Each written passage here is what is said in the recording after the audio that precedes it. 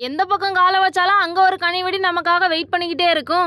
கத்தரி கண்டெல்லாம் என்னடா காணோம், பச்சை பசேல்னு கத்தரி தோட்டமா இருந்துச்சு, உன்னையுமே காணமே அப்படின்னு சொல்லிட்டு பார்த்தா கத்தரி பழம் எல்லாமே கீழே அப்படியே செதறி போய் கொட்டி போய் கிடக்கு, செதறு தேங்காய் போட்ட மாதிரி. நம்ம ஒண்ணு மட்டும் அப்படியே கிளையோட கடந்துச்சு, தூக்கி வானத்துல எரிஞ்சிடலான்னு பார்த்தா அப்படியே போய் தென்னங்கடல சொருகிருச்சு.